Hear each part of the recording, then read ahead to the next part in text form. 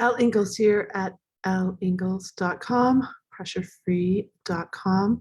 And wow, I just had to get a little serious this morning about what's happening. And wow, I just had to get a little serious this morning about what's happening. And okay, got wow, I just two going on. Get a little serious this morning about happening. And okay, got wow, I think I got rid of it. Sorry about that. To get a little serious this morning about events going on, and here are my thoughts to share with you today.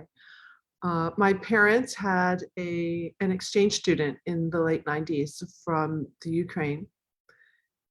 I clearly remember how she begged my parents to find a way for her to stay in the US. She didn't want to go back. She was going to go back to a one-room apartment that she lived in with her dad, just one room.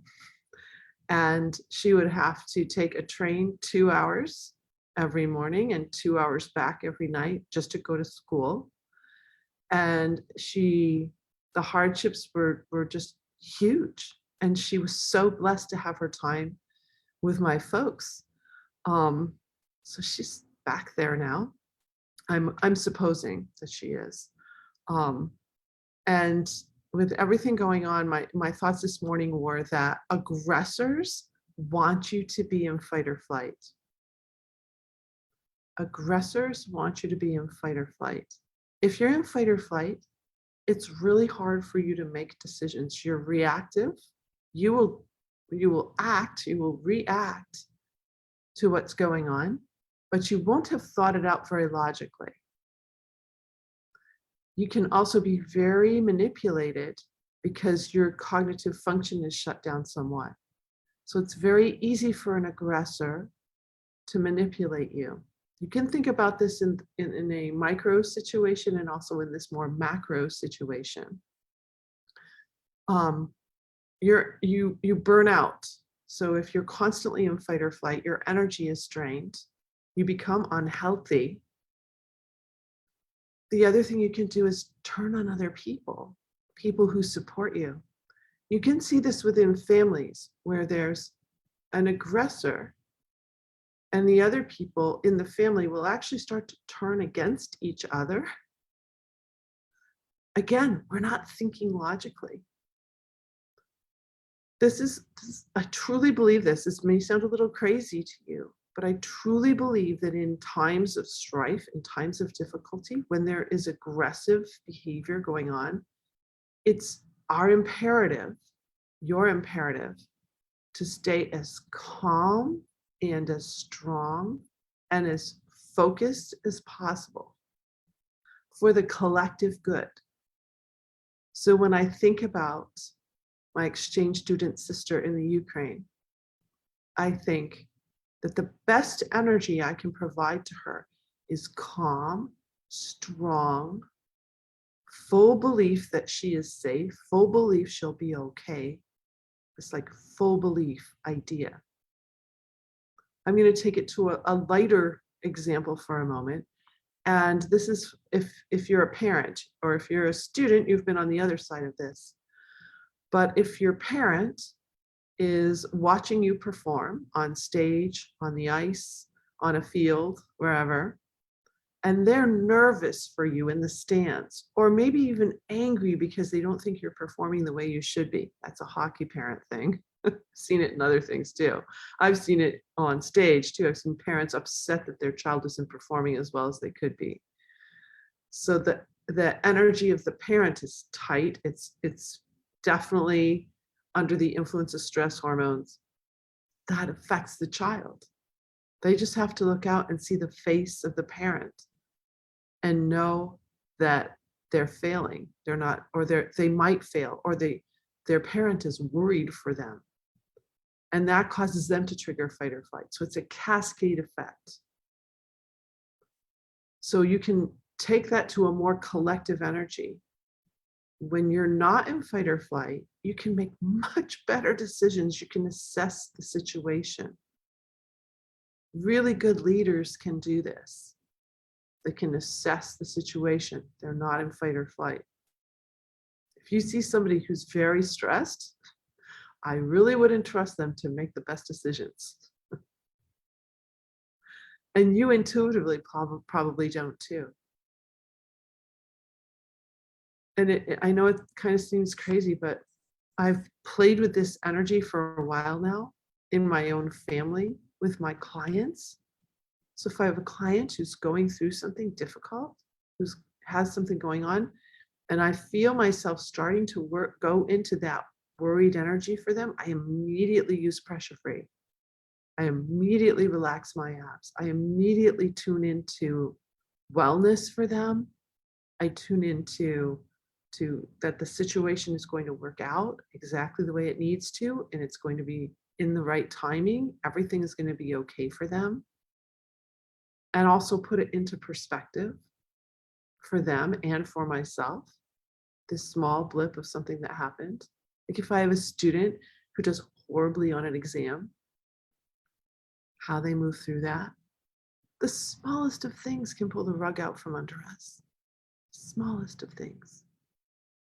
Someone not liking our work. But in this more collective energy, I think it's really, really important that you use these tools, these pressure-free tools, to stay calm, stay strong, stay thinking logically, and expand that energy to include those that you're worried about. You may have friends in Russia, you may have friends in Ukraine, you may have friends here in this country of both of those, from both of those nationalities. So it's like, how do we feel toward all of that? And how do we stay strong and calm? Because not sleeping is not going to help. That is going to weaken us collectively, us meaning the entire world. But having a good night's sleep, thinking with your full brain is going to be so much more helpful. And you can apply this to the small situation and to the larger situations. It's maturity. It's not necessarily easy because we've been conditioned to react to things in a variety of ways. But if you can, place a stake in the ground and say, you know what, my health is important. Your health is important for your family and for the collective whole. Since 2020, we've become a very unhealthy society. We were already an unhealthy society with constant release of stress hormones. But 2020 really did a number on us, and now we have this. So I really, really encourage you to play with this idea of keeping your body free of stress hormones. It doesn't mean you will still feel the emotions. You will still feel emotion, but you're not releasing stress hormones, which is an overreaction to the emotion. And you'll know you have it if you can't sleep. You know you have it if something doesn't feel well, if you've got tension, tightness. You know you're releasing these stress hormones if you have to pee a lot. I was talking about that with a speaker the other day. You will know that if you have to take the stage or go to work or whatever, and you have to pee a lot, that's a release of stress hormones causing that. So I hope this is helpful because I got a little teary-eyed. So you will still feel the emotion, but if you can refrain from releasing the stress hormones, because aggressors love to keep you in that state. The whole thing going on politically in Canada and here, it's like keeping the other side in fight or flight weakens them. Whatever side you're on, it doesn't matter. But you know what? None of it is good for the collective whole. It doesn't solve the problem either. You solve the problem when you're rational, when you can have a discussion about how to solve the problem. I don't know, I think that's just basic maturity, but we got a lot of people still in junior high, everybody. So unfortunately, some of the people still in junior high have a lot of power. And so I encourage you to not be hoodwinked by it. to not succumb and really take a stand for yourself, for your family, for your community, for this world, and not release those stress hormones so you can think. So it's a pretty strong statement this morning, but it's really from my heart. It's really what I feel. And it's because I've seen the difference in myself, in what I used to react to, and how I would not be very helpful when I was in that situation, in the stressed out, under the influence of the stress hormones cocktail situation. So I'm here for you if you need help, if you're not sleeping, if you're peeing a lot, if you've got something going on chronically, mentally or physically that is not good, if you're really feeling anxious and it's causing problems for you, please reach out. I'm here for you. And I'm wishing you, of course, a pressure-free day, a pressure-free weekend. And what I mean by that is that no matter what news you read, no matter what is happening, you don't release these stress hormones. So you don't harm yourself. Okay. So have an amazing pressure-free weekend.